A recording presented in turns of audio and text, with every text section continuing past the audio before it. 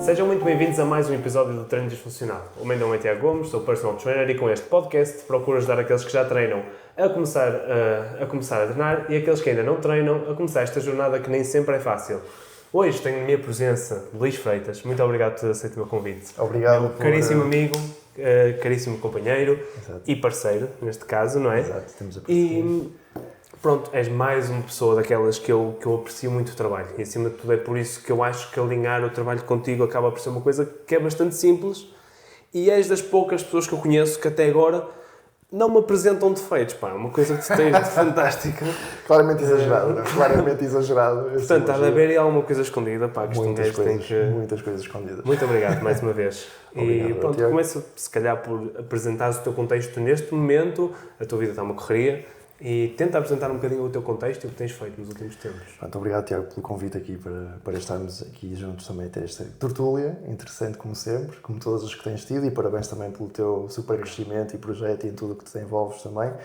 E em relação ao meu contexto, olha, de uma forma assim muito resumida ou simplificada, apesar da complexidade do dia, não é, que eu tenho, fisioterapeuta da equipa de voleibol, séniores femininos, e cofundador, sócio fundador também da Invictus Clínico, com o Artur Rezende. Decidimos criar este projeto juntos e então estamos neste momento bipartidos entre 100% profissional do voleibol e ao mesmo tempo 100% responsável aqui pela parte da clínica também, em parceria aqui com o Artur também.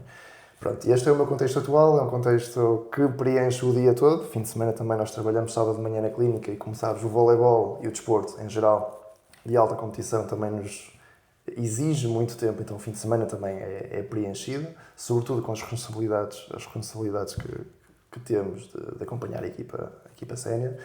E então é este conceito que nós escolhemos, mas é a vida que nós escolhemos, mas que é interessante, porque são desafios todas as semanas e eu diria que é até todos os dias nesta área da fisioterapia e da reabilitação, seja desportiva ou não. Então isto acaba por ser uma vida escolhida que é super interessante, apesar de ser exigente e que ocupa o dia todo. Claro, eu acho que cada vez, para mim, tem sido cada vez mais difícil eu separar o Tiago, que é o profissional, Okay. e o resto das coisas. Eu acredito que para ti também, porque o nosso horário é muito a pensar no que vamos fazer no nosso trabalho também. É muito difícil essa dissociação, não é?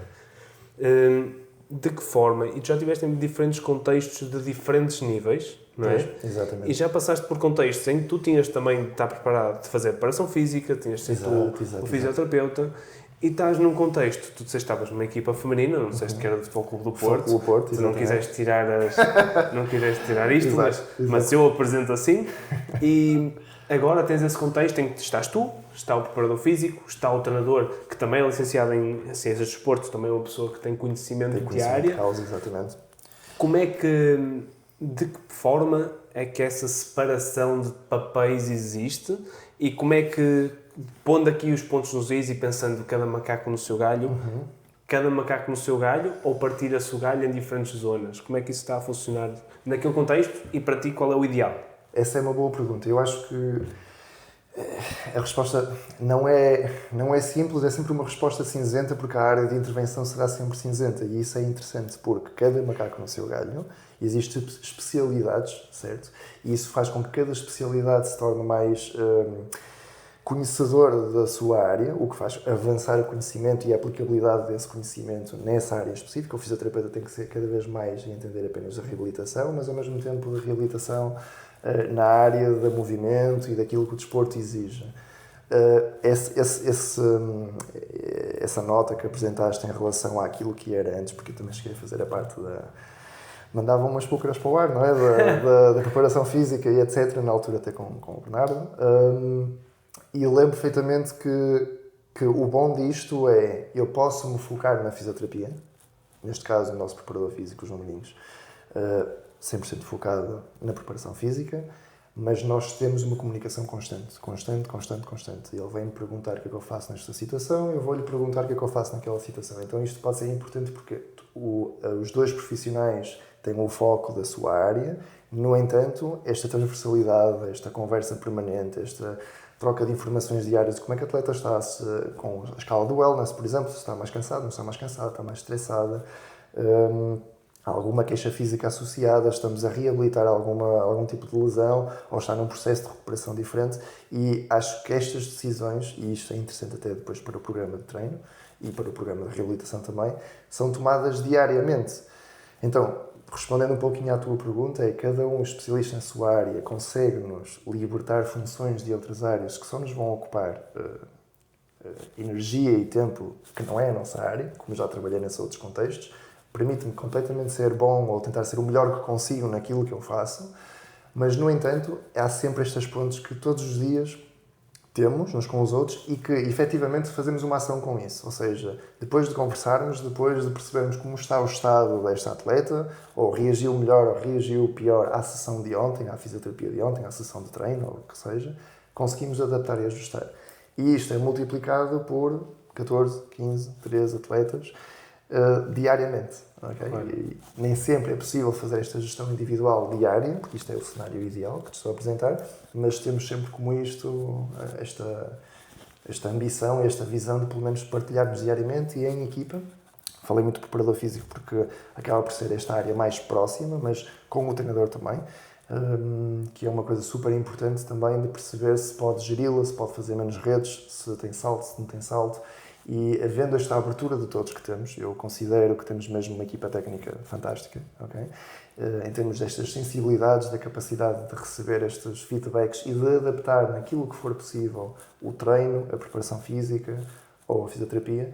Então acho que estas áreas cinzentas e estes cruzamentos e estas transversalidades funcionam muito bem, funcionam mesmo muito bem. E é assim que nós partilhamos mais ou menos isto no nosso dia-a-dia. Isso é muito perto daquilo que para mim é o ideal. Claro, okay? Claro. Porque é o difícil noutros contextos em que isso não acontece. Sem dúvida nenhuma. E acho que quebrando ali um dos elos, seja o qual for, vai tudo para água abaixo. Portanto, a escolha da equipa técnica é super importante nesse caso. Super. Sem dúvida. E quando nós saímos desse contexto de que é atletas e passamos para pessoas do dia-a-dia, com muitas aspas, o que me parece acontecer muitas vezes é preparador físico, há pessoas com problema, não sei o quê, até numa fase bastante aguda, mas eu vou tentar resolver. Fisioterapeuta, ela não tem problema nenhum, mas eu vou levá-la aos campeonatos lá acima. Ela vai chegar ao pico da performance.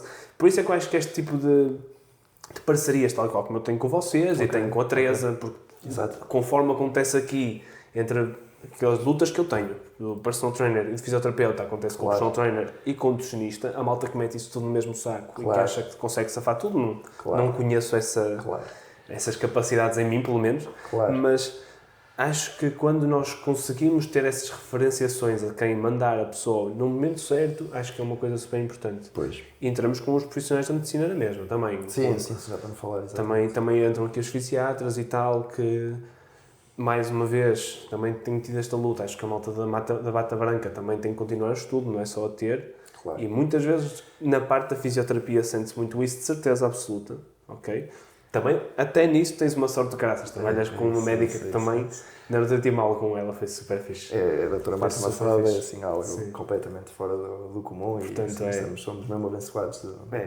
Aí são contextos porreiríssimos. Tipo, tens as condições todas.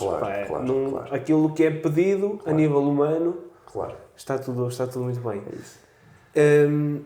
E agora abordando, talvez agora, cada vez temos tido lesões com maior incidência, podemos falar do ligamento cruzado anterior, era uma coisa que eu queria conversar aqui. Porquê é que tu vês essa maior incidência cada vez mais, com o tempo, a acontecer? Parece que nos últimos anos tem acontecido, pode ser uma impressão minha que está errada, mas eu acho que tem cada vez acontecido mais e com maior frequência. Qual é o porquê disso? Olha, mas excelente pergunta é essa. Eu não consigo falar estatisticamente, eu pelo menos não tenho nenhum dado e posso ser algo que eu vá procurar logo em seguida, quando esta entrevista acabar.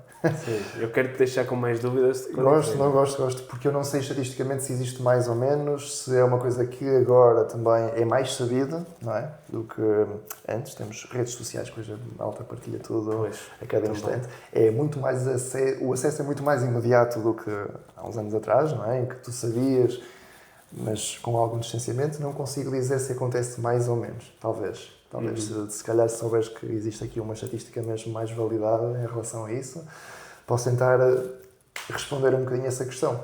Acho que é um problema que acomete sempre e vai continuar a cometer. Eu acho que estatisticamente aquilo que eu sei que já vi, não consigo dizer onde, mas sei que já vi que cada vez mais cedo, isso pode vir de alguma coisa, por exemplo, com ligação ao Covid e tudo isso, em que os miúdos começaram mais cedo, ou que tiveram aqueles anos parados e não tiveram preparação, ou que até conseguiram treinar, mas não treinaram no contexto em que depois participam no jogo. De que forma é que isso entra? Isso é uma excelente questão. Eu acho mesmo que não consigo responder em relação ao Covid, não tenho matéria suficiente para te dizer, em termos de frequência, de incidência, mais isto, incidência da lesão. Sei que quanto mais horas passas, maior a probabilidade de lesionar. É por isso que as incidências são feitas X por cada X mil horas, não é? Ou X horas, no geral. Sem dúvida que quebras de preparação física, outros fatores associados, como se calhar a especialização precoce, não sei falando um pouco dos mais jovens, já que tocaste nesse assunto, se tem aquilo que é o abecedário motor, todas as valências necessárias e coloca-se logo numa especificidade de função dentro do desporto e se calhar precisam de uma outra capacidade motora, capacidade física a serem desenvolvidas, ainda não sei. Cada vez se fala mais disso. Esta história da prevenção de lesão, já sabemos os dois perfeitamente que a prevenção não existe a redução do risco de lesão e mesmo assim tu podes ter um super atleta, trabalha imensamente bem, disciplinado fisicamente, vai ao ginásio, índice de massa corporal e de capacidade de força, de produção de força excelente, e mesmo assim lesiona-se, não é? Mesmo vice-versa. Assim, ou vice-versa, ou aquele atleta exatamente que tens, que tu dirias que este aqui mais cedo ou mais tarde se vai lesionar e passa a época toda. Está ali na headline. Na headline e nunca acontece nada, então esta questão da lesão é realmente muito específica de se falar e tem panos para manga e podemos falar isto muito tempo até. Sobre o maior incidência ou menor incidência, eu, por acaso tenho mesmo que perceber se há alguma coisa que acontece mais e se me dizes que sim, então não sei, também hoje em dia a informação está muito mais disponível para toda a gente. Ou seja, até falo informação de treino. Hoje em dia consegues ir buscar informação de treino, alguns cursos, mesmo que sejam cursos online ou algumas coisas que te dão mais ferramentas do que teria se calhar há 15 anos atrás, por exemplo. Ou quando eu comecei no voleibol em 2008, não havia esta quantidade de informação de como fazer aqui aumentos de níveis de força, prevenção de lesão, ou o que quer que seja. E hoje em dia já consegues formações interessantes que te dão muitas luzes do que é um trabalho físico, do que é um complemento àquilo que tu fazes no desporto diariamente. Portanto, perceber um bocadinho se alguma dessas coisas estão bem feitas, se esta paragem de Covid teve ou não teve essa influência, poderá ter tido, naturalmente. Mas, sobretudo, aquilo que eu sei é que acontece também que o desporto está a evoluir, certo? Eu acho. E todas as modalidades, à sua medida e no seu peso, também têm evolução na intensidade da sua prática, eu acho. Na sua competitividade, na sua exigência desportiva no sentido de jogos, etc. Não sei até que ponto é que essa intensidade, naquelas pessoas que poderão não estar tão bem preparadas, por exemplo, falando assim de uma forma muito geral, também não pode estar a influenciar. Acho. Antes era muito mais por lazer e por recreação. Eu lembro quando eu jogava, há muitos anos atrás jogava, não tinha metade do que esta malta tem hoje. Sim, malta de primeira divisão masculina, quase só faltava levar a geleira para o jogo. Exatamente isso. A coisa está-se a tornar mais profissional. Eu não sei até que ponto é que também essa parte de aumento da intensidade de jogos, treinos, torneios, o que quer que seja, porque mesmo os treinadores têm vindo a ser cada vez mais formados, com mais capacidade, etc. Não sei até que ponto de horas de treino, de intensidade, etc. não pode estar a ver aí essa influência. Já começaste em 2008 no voleibol? No voleibol. Epá, isso é... Ou seja, tu passaste aquela fase, e se calhar ainda passam muitos, mas passaste aquela fase em que era, eu não tenho fisioterapeuta, eu tenho massagista, não tenho equipa. Inicialmente eu não sou, quando eu começo em 2008 eu não sou fisioterapeuta, eu sou massagista. Tirei o curso daqui, uma massagem, reabilitação, o que seja, para ver se gostava mesmo da área. Era atleta, fui convidado para ficar no clube. Na altura, André Lobo, não é? E foi interessante, foi um processo assim muito interessante. Comecei como massagista, senti que a massagem era limitada, não é? E além do mais, também trabalhava com alguém que percebia imenso, então aquilo para mim é uma manipulação articular, ou o que quer que seja, os ganchos de Ekman, ou que seja, era assim uma coisa na altura, em 2008, que não havia, não é? E foi um dos grandes impulsionadores também a minha vontade de querer aprender mais, e por isso é que fui para a fisioterapia. Portanto, nessa altura, o contexto era muito diferente. Eu cheguei a trabalhar em clubes, no futebol, por exemplo, em que o senhor que ia lá dar umas massagens à noite era mecânico durante o dia. Era mecânico durante o dia. E dava as injeções de B12, era ele que dava as injeções. Isto, quer dizer, eu não sou velho nenhum, não é? Mas em 2008 isto ainda acontecia. Agora eu vejo que todos os clubes têm um fisioterapeuta, a coisa está bem diferente. Isso é louco. Está bem diferente. Em 15 anos, que não é assim tanto tempo, mudou bastantes coisas. O gajo não usava os óleos do carro para fazer a massagem. Exato. E a chave de fenda para apertar os joelhos, sim. Exato. Isso é espetacular. Então, estamos a falar de 15 anos. Estamos a falar de 15 anos, uma coisa assim. Estás a dizer isso assim, mas estás a falar de 15 anos, quer dizer, é pouquíssimo, não é?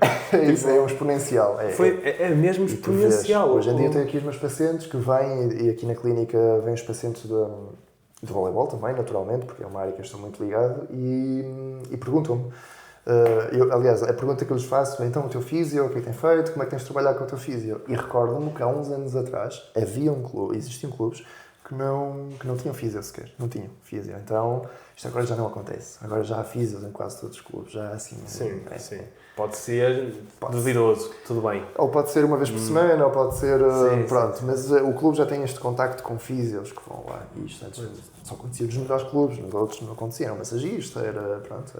Certo. E acho que na questão da fisioterapia há uma distinção muito grande ainda do que é o privado e o público. Isso é uma pena, não é? Uhum. Eu lembro-me perfeitamente quando eu parti o cotovelo e tive que fazer uma reabilitação também, fisioterapia. Okay. Lembro-me perfeitamente que aquilo parecia uma enfermaria em que é água quente para suar na água quente para todos, a seguir era o mesmo exercício para toda a gente, siga para mim. Portanto, a fisioterapia também evoluiu para caraças e vocês cada vez sabem mais de exercício também. Que é ótimo, não é? Cada vez tem mais preparação também, porque lá está, nós temos que saber comunicar uns com os outros e para vocês perceberem o que nós estamos a fazer, para nós percebermos o que vocês estão a fazer, nós temos que ter as bases, não é? Pelo menos. As bases, pelo menos. Para aquela área cinzenta, até porque a ciência cada vez mais evidencia, e falaste exatamente nisso, um fisioterapeuta agora tem muitos recursos, muitas formações, manipulações osteopáticas, punção seca, tenofibrólise, qualquer coisa, RPGs, SGAs, milhentas coisas, POLD, existem muitos cursos para todos os gostos e feitios. Mas a verdade é que a ciência, o que defende verdadeiramente, não é? O que defende verdadeiramente é a prática do exercício. E é o estímulo, pela mecanotransdução que existe, de uma carga aplicada constantemente, etc, durante um período de tempo. Claro. E tens uma tendinopatia que, claramente, é por sobrecarga, é por incapacidade física, ou porque estás em sobrecarga, e que tens que fazer a gestão das cargas. Tens que recuperar uma tendinopatia com carga. Não vais recuperar com MTP, massacrar o tendão. E estas coisas é interessante porque a ciência também te leva, e por isso é que há esta área cinzenta, te leva a, como fisioterapeuta, seres honesto também com os teus pacientes. E não posso dizer a uma paciente que uma tendinopatia de um rotuliano vou resolver com uma massagem ou mesmo com uma manipulação, porque o ilíaco está rodado para posterior. Não posso dizer isso porque não é um trabalho honesto da minha parte, porque já tenho o conhecimento de que realmente o que precisa é de capacitação neuromuscular, ali na tendinose também, e isto obriga-nos a saber também alguma base, obriga-nos a insistir um pouco nisso, obriga-nos a encaminhar o paciente para isso, ainda que seja uma fase cinzenta como um pós-cirúrgico, por exemplo, em que naturalmente um pós-cirúrgico temos que começar ali com os trabalhos de isometrias, uma contração quadricipital, ou o que seja, e no joelho, por exemplo, e obriga-nos a estar um pouquinho perto disto, porque não vamos recuperar nada só com hands. Claro. O oposto também não, porque também podemos estar aqui a falar do o hands-off que existe de muitos fisioterapeutas, que acho que é isso que há pouco estavas a dizer também, que malta que só trabalha com exercício e que faz um hands-off, tira completamente ali a parte da mão, e a mão, neurofisiologicamente, está explicado, vias aferentes e tudo mais. É importante tocar, enquanto explicas ao paciente. Biologicamente, nós estamos também... Lá está, é outra área que muitas vezes nós também entramos. E às vezes o toque muda logo. E tu sentes isso, não é? Sim, sentes completamente. Tipo, tocaste, é que mudou. É isso, mudou. E às vezes, lá está, nem sabemos bem, podemos nem saber bem explicar isso à pessoa do porquê, mas ela sente. Claro. Portanto, já temos aqui esta... Já uma coisa suporta a outra. É isso. E é impossível os dois profissionais divergirem, porque a própria área pede para convergir, eu acho. Sim. Pede para convergir. Claro, depois cada um terá que respeitar o seu espaço e perceber as suas limitações de estudo e de capacitação para trabalhar e incidir, mas pede para convergir precisamente por causa da questão do toque e da questão do movimento. É uma coisa que antropologicamente são ligadas, antropologicamente uma à outra. Eu estava à procura de um sítio, portanto, ainda bem que estamos aqui para falar sobre este assunto que me aconteceu esta semana, que foi na aula. Eu estou a tirar a pós-graduação agora, uma pós-graduação sobre medicina do exercício, basicamente. Reabilitação, medicina do exercício. E o que é que acontece numa aula? Tivemos, as primeiras aulas eu digo isto abertamente, muita bullshit. Os dois primeiros blocos foram 2 blocos que eu fiz a saber, tipo, a responder a perguntas que eu dizia, não é bem assim, mas pronto, vou responder porque sei que é isto que eles querem. Não me vou estar a chatear. Ok, interessante. Terceiro bloco, começamos a falar de coisas que interessavam mais, professores muito mais interessados, interessados ao ponto de já não estarem a referenciar-se a si próprios, que já é bom. Ok. Estava a acontecer antes, já é bom ter acontecido diferente. Tinha sido certo. Tipo, então onde é que está a referenciar? Neste livro aqui, qual livro? Eu escrevi. Tinha sido ideia. Não, isto estava a acontecer. Claro. E tivemos uma boa professora que teve o cuidado de falar tudo super bem. Ok. E até que aparece um artista da minha área, infelizmente, que eu tive à procura do e-mail da professora a dizer, eu não me identifico com isto, mas não consigo encontrar o e-mail dela, não consegui. Acaba a aula, ou está a professora a dar aula, a falar sobre ortotraumatologia, falar sobre capsulite adesiva, coisas que são coisas com que nós trabalhamos diariamente. Eu trabalho com pessoas ou que estão reabilitadas disso, mas que se pudermos evitar que volte a acontecer, ótimo, não é? Claro. Portanto, temos que saber pelo menos a mecânica da lesão, não é? O mínimo. Claro. E até que o artista se vira, eu não sei quem ele é, não faço ideia, nem quero saber. Ele lá, desculpe lá, mas se numa fase aguda eu não posso fazer nada, o que é? Mandar para o médico sempre? Então o que é que eu estou aqui a fazer? Ok. O que é que eu estou aqui a fazer? E continuou. E eu por acaso não vi aquilo no momento, só vi depois em casa, estava a trabalhar naquele momento, vi depois a aula em diferido. Eu a ouvir aquilo e eu a pensar, tipo, será que as pessoas que estão nessas áreas, da medicina, da fisioterapia, depois será que vão pegar naquilo e ter como um todo? Percebes? Tipo, uma coisa que não me identifico de todo, será que isso acontece? Na tua área também há muitos chalupas, não é? Como nós vemos.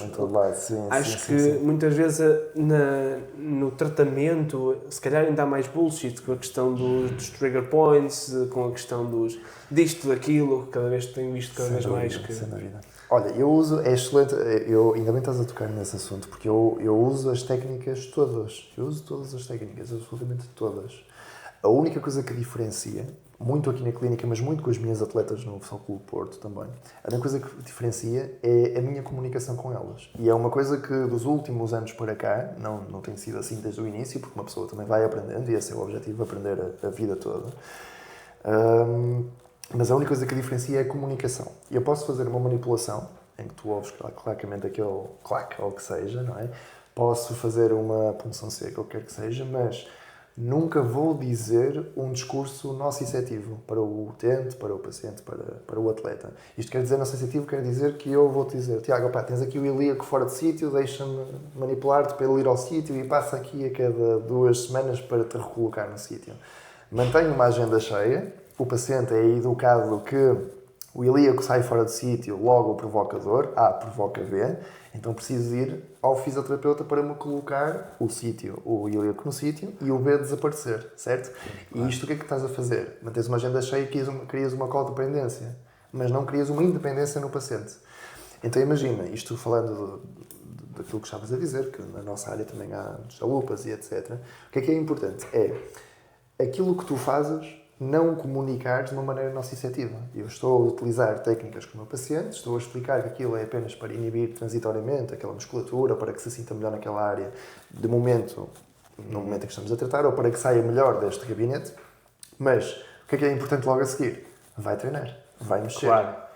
Porque é isso que vai manter o resultado, vai-te criar condições para melhorares a tua estrutura, etc.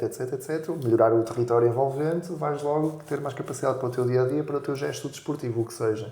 Mas se eu estiver aqui a criar esta codependência do fisioterapeuta, não estou a ser honesto comigo mesmo e muito menos com o paciente, não é? Então existe muito isso. E existe muito isso, eu não consigo dizer se existe consciente ou inconscientemente. Eu acredito que inconscientemente existe, porque a malta mesmo que acredita que os ossos saem fora de sítio, quando a ciência já desmistificou um pouco isso, etc. Então acho que às vezes por um pouquinho de aceitação deste facto, dificuldade de aceitação deste facto, isso continua a acontecer, alguma inconsciência, etc. E realmente já vi casos a melhorar, de malta que chega e diz, pá, calma que eu vou-te pôr o ombro no sítio, e dá ali uma manipulação. Exato. E o paciente realmente sente-se melhor, o paciente. Porque foi uma educação que acabou de receber e as palavras têm muita importância. E é isto que é importante. Na área da saúde, as palavras têm muita importância, senão a maior parte da importância. Body language, o rapport que tu crias com os pacientes, aquilo que tu dizes e comunicas, como é que explicas as coisas. É fácil ter um discurso muito científico, muito anatómico e depois chego ao final das minhas consultas e pergunto, então, olha, Tiago, explica-me o que é que tu percebeste disto. Sim, mensagem a retirar. Para ver se conseguimos limpar um bocadinho aqui esta confusão toda que foi falar muito, foi tratar enquanto falamos, mas agora vamos sentar-nos e vamos só falar aqui um bocadinho dos dois, o que é que tu entendeste que tens, por exemplo. Porque assim consegues assimilar alguns conceitos, simplificar para ti mesmo e tentar ter um discurso o menos negativo possível, não é? Ou seja, o mais positivo do movimento, para o movimento, sempre para o exercício, depois esta questão da confiança também, etc. Portanto, técnicas, existem muitas, é importante utilizá-las todas pela questão do toque, que falamos há pouco. Precisamos disso biologicamente, antropologicamente, como lhe quiser chamar, precisamos dessa proximidade. No entanto, aquilo que dizemos e da forma como comunicamos, podemos estar a criar mais dependência e mais negativos, ou menos dependência e mais, sabes? Daí vem o nome Invictus, por exemplo. Daí vem o nome Invictus. Não sei se ias perguntar alguma coisa ou não, mas lembrei-me agora porque o nome de Invictus, se puder aqui partilhar um bocadinho isto, assim, numa side note, tem a ver com o poema do William Handley, em 1875, que é aquele poema I'm the Master of My Fate, I'm the Captain of My Soul, que a gente conhece, e que deu origem ao filme Invictus, do Morgan Freeman, etc., aquela equipa de rugby, etc., por causa do apartheid, de Nelson Mandela, Sim. etc. Teoricamente, o Nelson Mandela, quando estava na prisão, recitava este poema, que é um poema até um pouquinho duro. Depois, se quiseres ver o poema... Eu acho que tu me mandaste na altura, quando mandaste o resumo, ok, e eu depois fui procurar. Pois foi. Sim, e é um poema assim um pouco duro. É pesado. É pesadinho. Mas não é pelo pesado do poema, mas não, é pelo contexto em que aquilo... É pelo contexto. O Invictus é dizer ao paciente, é tentarmos, e toda a nossa filosofia cá dentro, desde que entras até que sais, é partilharmos ao paciente que ele tem que ser resiliente, lutar contra as adversidades e ser o mais autónomo possível. E que nós estamos aqui precisamente para ajudar nesta viagem, nesta travessia, naturalmente. Mas o importante é esta sensação de que o paciente sai empoderado, sei que lhe possa chamar assim, este empoderamento do paciente. Eu consigo sair daqui a sentir que faço uma parte ativa, vou ter que me mexer para ficar bem, vou ter que fazer exercício para ficar bem, vou ter que voltar cá para ficar bem, porque ao contrário da profissão de mecânico, em que tu vais lá e deixas o carro e dizes... E ele chega direito e eu casa. Vou buscar daqui a uma semana que já está arranjado, o teu corpo não podes fazer isso. O teu corpo anda contigo por todo o lado, então... Dentro da nossa área é importante como comunicamos, é importante darmos esta confiança ao paciente, é importante motivarmos ao movimento e a educarmos ao movimento e ao exercício, porque realmente isso é o que faz esta transformação toda. E pronto, e vem um pouquinho daí esta questão do invictus, de ser invicto, ser invencível, ser um lutador contra as adversidades. Pronto. Eu acho que aqui, isto é a minha opinião, eu acho que dentro da fisioterapia...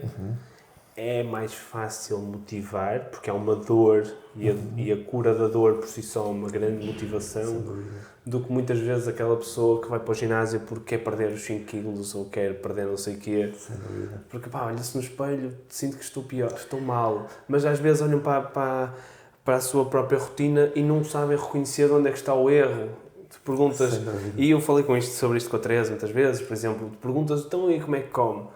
Eu como tudo espetacularmente bem, mas depois tu vais ver e... Por exemplo, eu perdi agora 3,5 kg praticamente só a tirar coisinhas da dieta que eu ia fazendo. Tipo, olha, já fui treinar, agora mereço um gelado, não é? Tipo, coisas assim. É muito mais difícil motivar aí, em que não há uma dor, uma coisa que... não há uma... A motivação tem que ser muito mais intrínseca porque neste caso a extrínseca é muito forte, que é a dor. E tu queres te ver livre da dor. Sim, e se for um atleta que compete, o não poder estar a competir, é estar fora de competição. Sem dúvida. Essa é uma parte facilitadora, provavelmente, do vosso trabalho, não é? Acaba por ser. Sem dúvida que é, porque tu não queres viver com a dor tira-te qualidade de vida. A dor é ali uma coisa permanente que te recorda que algo não está bem e que te provoca sensações desagradáveis e desconfortáveis e que não te permite ter outros prazeres da vida, não é? Portanto, sem dúvida que para resolver isto é preciso, e tu vês isso porque a malta faz investimentos que até pode não conseguir fazer, mas faz esse esforço porque quer verdadeiramente ficar bem e resolver o problema.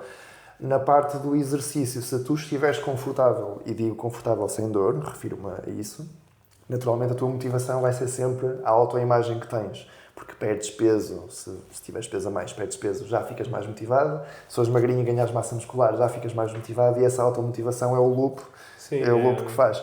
Mas é os casos assim, o que está dentro daquela parte mais normal, mais cinzenta, eu acho que ou a pessoa tem culturalmente esta parte desportiva inserida porque foi atleta e quer continuar a ser, ou é atleta, ou o que seja, ou realmente eu acho que é muito da pessoa que a acompanha, do profissional que a acompanha, também ter estas qualidades e capacidades pessoais, estes soft skills, de também provocar este estímulo positivo.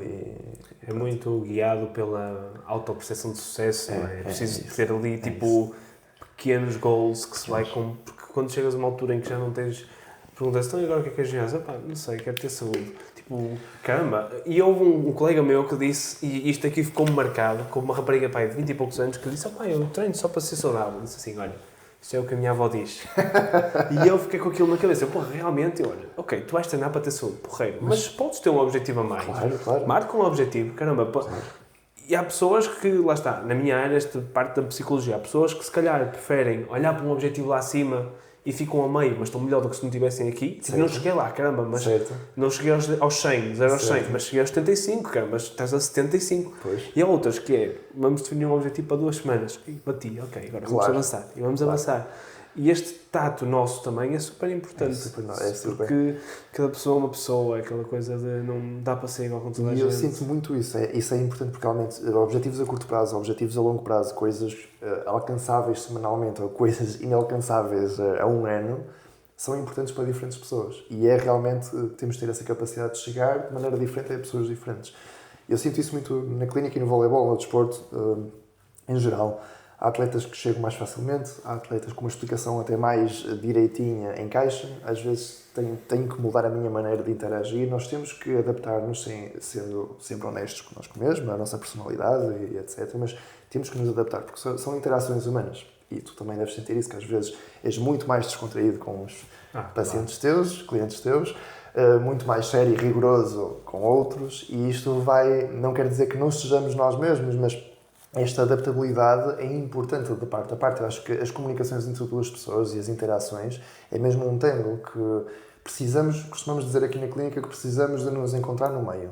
Nós podemos dizer, olha, o plano ideal para recuperares desta dor que vens cá é X sessões de gabinete, mais X de treino durante X tempo. Vamos fazer isto é o ideal.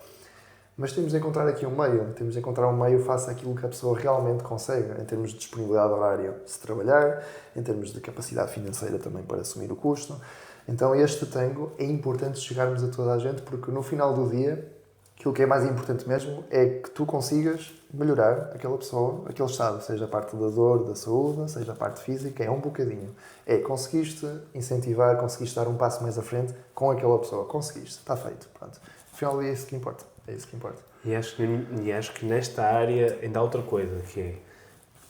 Temos a motivação da dor. Outra coisa que eu tenho sentido muito é que as pessoas assumem... quem não treina, pessoas inativas, assumem que aquilo onde eles estão é o normal. E isso custa-me bastante. Pessoas tipo 60 anos. Hoje em dia, aos 60 de agora, era o final de vida há uns anos atrás. É verdade. Agora, aos 60, podemos estar a olhar para mais 25 anos para a frente. E podemos lá chegar, que há uns anos isso não acontecia. É verdade. Quando começam a treinar, percebem, estou muito melhor. Não, tu estás o que deverias ter estado sempre. Pois é. E é uma coisa que, pensando nisso, para mim, que tenho esta noção, eu não quero chegar lá a pensar que... Isso é importante. Isso. Mas há muita gente que não tem noção, que acha que está bem. Que aquilo é o normal. Pá, tenho 60 anos, opá, já é normal ter dores aqui, dores ali, é normal já não conseguir subir umas escadas e ficar cansado. No neto e assim. Sabes? Isso é uma coisa que daquelas que é uma motivação. Como é que tu pões essa motivação? Eu acho mesmo que isto é cultural e Portugal está melhor do que o que estava antes, mas continua a ser um dos países, como nós vimos essas notícias recentemente, com menor taxa de atividade física na comunidade europeia, etc. Acho que é cultural. Acho que é mais pessoas a fazer, mais pessoas também a partilhar, muitos estímulos sei lá, municipais, o que seja, para tudo que seja atividades ao ar livre, infraestruturas que permitam cada vez mais jovens participarem, apoios nos desportos, podemos estar a falar de apoios de transportes, podemos estar a falar de apoios de criação de um pavilhão, criação de campos de ténis ou de pádel, pronto, acessibilidade a isso. E eu acho que culturalmente é como tu mudas. Em ti e contigo, os teus círculos, o teu ciclo mais próximo vão mudando e vão alastrando para os que estão à tua volta. Se todos nós fizermos isso, naturalmente vai expandir exponencialmente. Mas isto também precisa aqui uma reforma aqui, não é? Em termos é aquela coisa, não és tu que escolhes o círculo, mas o círculo também te escolhe. É aquela coisa, vais estar com pessoas que estão mais ou menos parecidas contigo. Acabas por e acho que nesse sentido as redes sociais moldam-nos um pouco. Por exemplo, a minha percepção, por causa do meu algoritmo de Instagram, como imaginas... É que toda a gente treina. É verdade. E um dos motivos, quando eu comecei a fazer posts, que eu tinha uma coisa que era... Eu achava que eu não queria fazer. Porque eu dizia assim, porra, vou ser mais um a falar exatamente dos mesmos assuntos e não sei o quê. Eu já vi 1000 vezes isto. Claro. Até como um amigo meu que me disse, sim, tu viste isso porque tu segues pessoas dessa área, mas a maioria das pessoas não segue pessoas dessa área. Pois é isso. Portanto, começa e se calhar vais ser um daquelas pessoas. É isso. E temos esta coisa, portanto, para mim, as pessoas estão a treinar mais. Não é? Mas eu não sei se é a realidade, porque depois também, cada vez mais temos o acesso fácil a conforto. Sim. Que é um conforto, claro que nós queremos conforto. Aliás, eu treino para, numa questão de, a longo prazo, sentir-me confortável. Claro, não é? Claro que sim. Portanto, não sei, é um limbo difícil como o caraças. É um limbo difícil. E não vamos chegar a conclusão nenhuma. A nossa percepção da realidade também varia muito. E há um livro interessantíssimo que é... Eu estou sempre a dar referências de livros, mas pronto, que é A Realidade é Real, de Peter... Eu não me estranho, porque é um polaco. É o criador de uma das áreas da sociologia, que agora não me estou a recordar, depois eu dir-te-ei. Mas chama-se assim, A Realidade é Real, e fala muito estatisticamente sobre esta questão de veres um 6 a um 9. E esta questão de tu vês algoritmos, que tens uma percepção que toda a gente faz exercício físico, atividade física, mas por teres um trabalho e uma área que também os algoritmos te aproximam. É isso, aproxima muito. E agora pensa nisto e exponencia isto para decisores políticos. Por exemplo, um decisor político que a percepção dele, ou o que seja, pode desbloquear ou não desbloquear certas coisas, sejam locais ou um pouco mais nacionais. Sim. Mas isto é importante. A percepção que nós temos das coisas vai influenciar depois na nossa visão. E o próprio distanciamento que temos das coisas, muitas vezes. Por exemplo, eu esta semana vi aquela série da Netflix que saiu agora. Eu nem sou muito... Eu não gosto de ver aquelas séries que têm 15 temporadas, porque eu não tenho paciência. Uma minissérie sobre A Luz que os Olhos Não Veem. Uma coisa assim do género. O nome desse género. Que fala muito sobre a Segunda Guerra Mundial, etc. Uma rapariga cega na Segunda Guerra Mundial. E eu estava a ver aquilo e sabes, tipo... Primeiro... É ótimo ver, é fixe. Mas eu estava a ver aquilo e pensar, caramba, isto choca, mas nunca parou de acontecer noutros pontos. Mas nós estamos tão longe disso, mas ao mesmo tempo estamos a 5 horas de avião, portanto estamos longe, mas não estamos. Certo. Conforme é para isso, estou a falar no fitness. Nós aqui, se calhar, para mim parece, vamos aos Estados Unidos, temos muito mais McDonald's do que ginásios, não é? Claramente. Certo. Tipo, o índice de obesidade também. Tens muito mais gente a ir todos os dias ao McDonald's almoçar do que ir 3 vezes por semana ao ginásio. Pois. É assustador pensar nisso. Mas se nós nos tentarmos aproximar dessas realidades, é o que eu digo sempre. Eu não quero os atletas dos outros. Eu quero buscar atletas à inatividade. Claro. É por aí que a nossa luta começa, não é? E queres contribuir para isto à tua escala, com o teu círculo de clientes ou pessoas que te procuram, por grandioso que seja ou mínimo que seja, à tua escala queres contribuir para isso, seja um impulsionador daquele círculo. E acho que o pensamento tem que ser sempre esse. É muito fixe. Se houver uma pessoa ou 10 mil pessoas a fazer o mesmo, quanto mais, exponencialmente melhor. Portanto, sem dúvida. Eu, por acaso, séries não tenho visto. Sabes que é literatura, portanto, para mim a literatura Pois até à morte. Até à morte. Tu gostas muito de ler, tá? É hábito criado, sempre, e pronto. Pá, eu tento, pá, mas eu não, por acaso, já não me lembro de pegar assim, não ler um livro. Ok. Uma coisa, tipo, leitura, tipo, sem ser técnica. Certo. Essa parte eu gosto. Sim. Falamos da que não é técnica. Mas agora, também não é importante. Fora... Não é importante, quer dizer... Não. Tem-se um conceito também... A literatura dá trabalho. Agora estamos a falar de literatura, mas pronto. Mas a literatura dá trabalho, não é? Ou seja, não é que seja... Para mim, seria muito mais fácil ver uma série. Porque é visualmente mais estimulante, luz azul, etc. É tudo muito mais imediato e muito mais envolvente. Tens som, tens a visão, tudo a ser estimulado.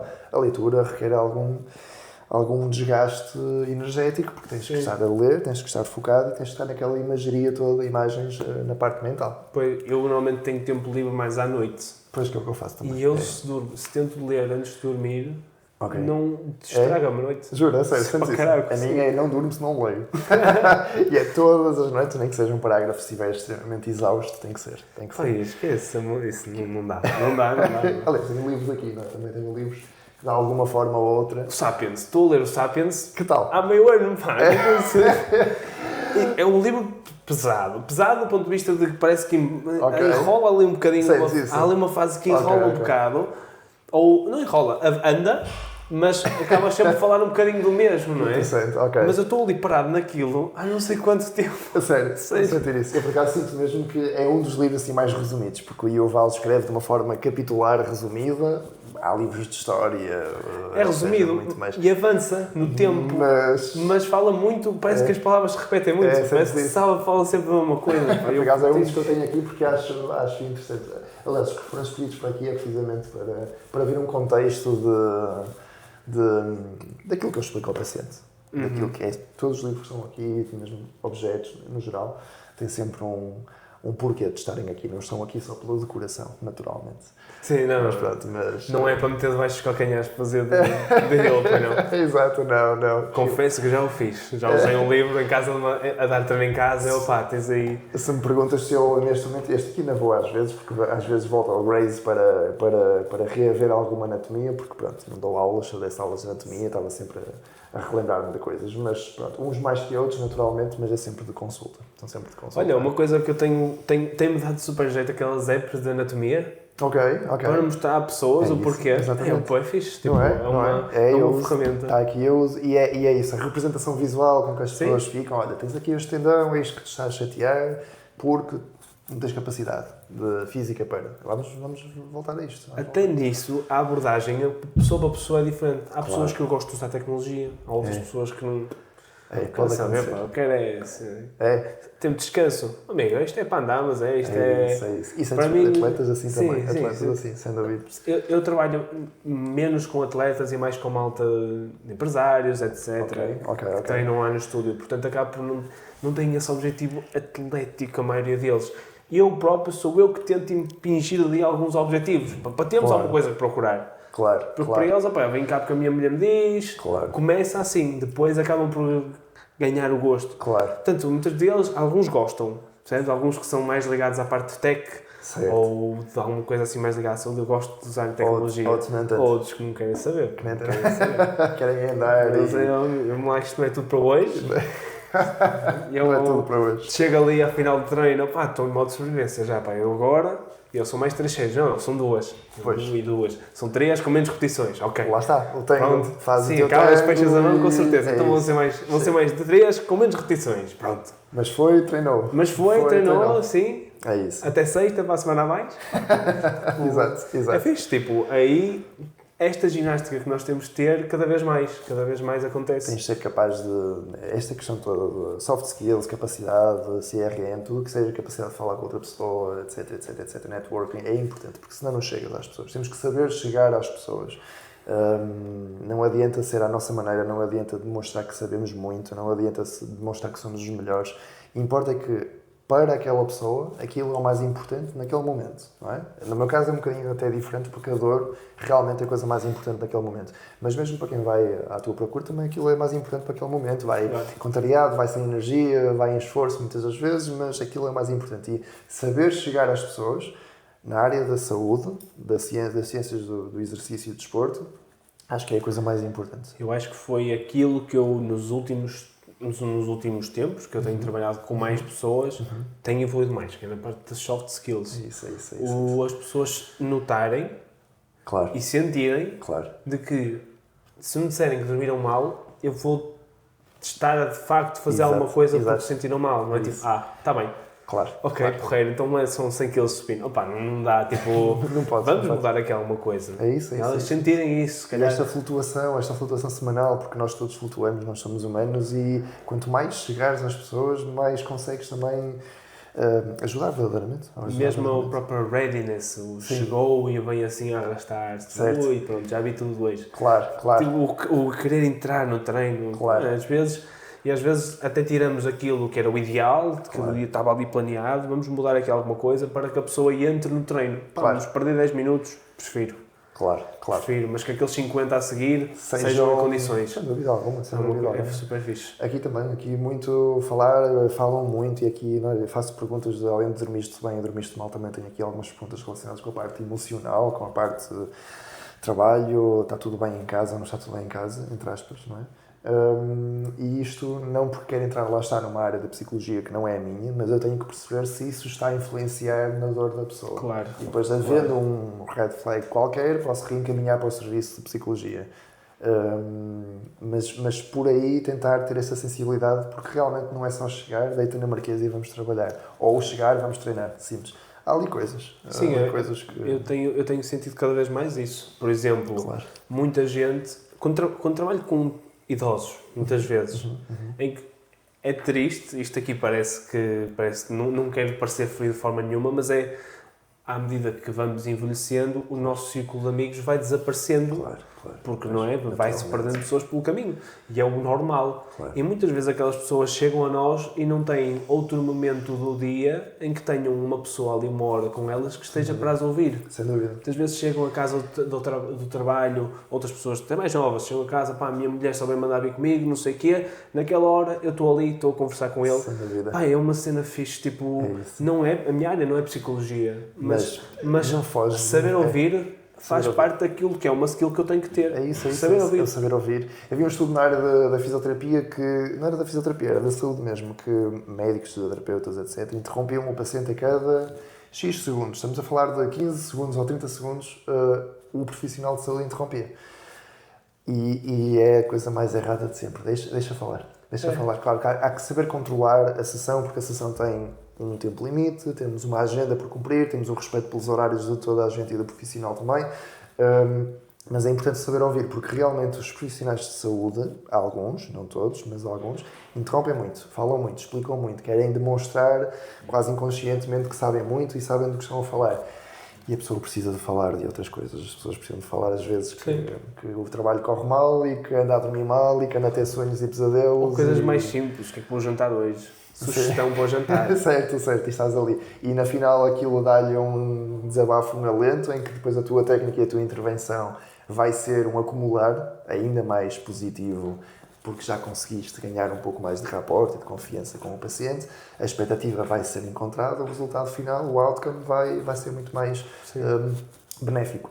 O não interromper, o ouvir, o saber estar, acho que estas soft skills deviam-nos ser ensinadas. Eu tive isto na faculdade, é uma coisa que se fala muito hoje em dia, mas que devia haver até, não diria uma cadeira, porque acho que um programa curricular para isto é muito extenso, mas devia haver uma abordagem destas coisas.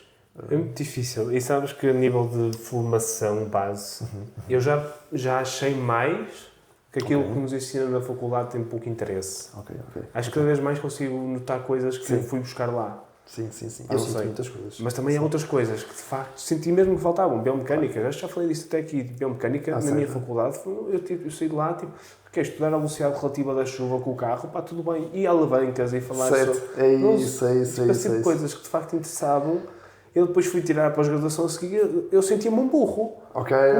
Tipo, falar sobre isto, sei lá. E até era fascinante aquilo que estavas a dar. Certo. Eu tive professores, e acho que tive mesmo professores que foram assim brilhantes e que me influenciaram bastante. E é sempre importante encontrar estas pessoas, porque eu, desde aí até agora, e talvez realmente ao longo dos anos, cada vez mais encontro coisas importantes da faculdade. Coisas básicas. E quanto mais básico, melhor. É o keep it simple, less is more. Tipo, é mesmo a questão do simplificar as coisas. As bases da biomecânica, as bases da anatomia, as bases da relação humana são as coisas... Depois, claro, a parte toda do que é que há por caber, não é? Tens dores porque a ciência da dor é uma área interessantíssima que está a evoluir muito, muito, muito, mas que é muito complexa, biopsicossocial, não é? Uma dor que é complexa, não é? Nem sempre é estrutural, podes ter uma ruptura e não teres dor, e podes ter dor e não ter ruptura, fazes uma ressonância magnética e está limpa a imagem, mas tens dor, de onde é que a dor vem? E tenho pacientes que me perguntam isso, então eu fiz a ressonância e o médico disse que não tinha nada, então porquê que me dói? E a abordagem é uma abordagem que... Mais uma vez, cá em cima, difícil lidar com isso também. É difícil lidar com isso, sem dúvida. Então temos de estar preparados para isso tudo. E eu aqui com uma primeira consulta, para não me alongar muito, mas para uma primeira consulta, o paciente chega e é isto tudo. É isto tudo que está em jogo. Não é só, dói-te o ombro por causa do supraespinhoso que te dói. Não, porque há supraespinhosos feios numa ecografia e o paciente é funcional e não tem dor. É tudo isto que entra em jogo. Eu estou aqui a fazer anamnese, a falar, a fazer perguntas e o que eu estou atento é se a pessoa está ansiosa ou não está ansiosa, o que é que a pessoa dorme ou não dorme, o que é que a pessoa faz atividade física ou não, a sua educação sobre estas questões de dor. Às vezes isto passa muito de pais para filhos, já eram pais sofridos e passa para os filhos também sofridos. Pronto.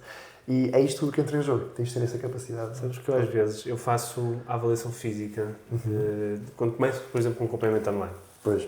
Tento que seja presencial, se houver a possibilidade de fazermos a primeira avaliação presencial. Se não, fazemos online. E eu acho que às vezes tenho noção ou sensação que as pessoas acabam a pensar que não responderam a grande coisa. Ok, sentes isso. Percebe? Tipo, eu mando a anamnese e eu recebo antes, com coisas, e depois eu vou perguntando coisas e vou fazendo perguntas que às vezes nem percebem bem que eu estou a ir a perguntar. Eu acho que às vezes elas saem lá a pensar que eu não fiz grandes perguntas. Certo. Mas tipo, eu estou às vezes estou a escrever, elas então onde está que eu estou a escrever. E eles estão ali a debitar, não é? Isso é fixe, tipo, nem sequer repararam, começam a ficar tão à vontade, tipo, que nem reparam que estão a falar sobre si.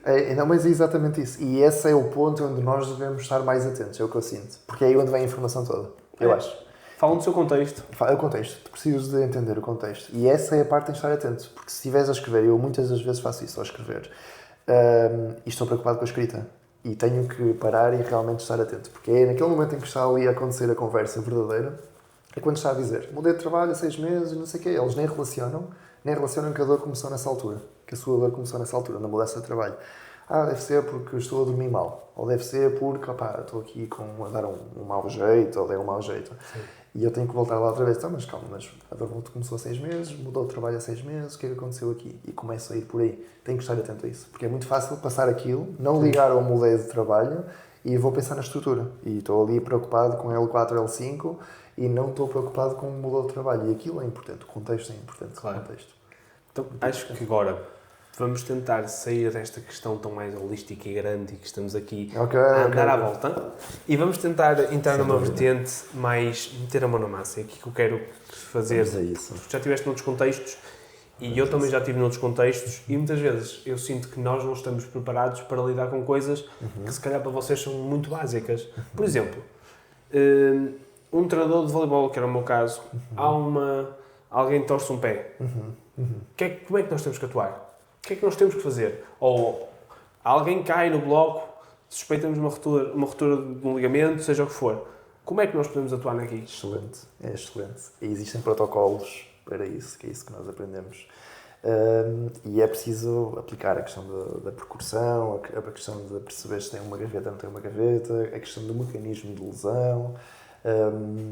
Tens sempre aqui passos que tu deves seguir, não é? Deves seguir, não diria por ordem, mas mais ou menos sequenciais. Vês o atleta, teve uma entorse, visualizas como é que está a estrutura.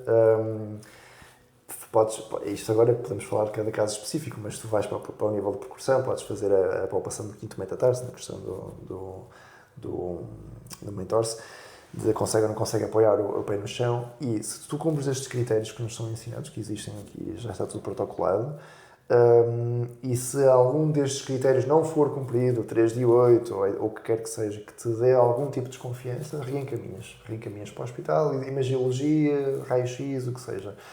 Ou seja, eu acho que, e é uma pergunta importante, acho que é importante que todos tenham informação disso.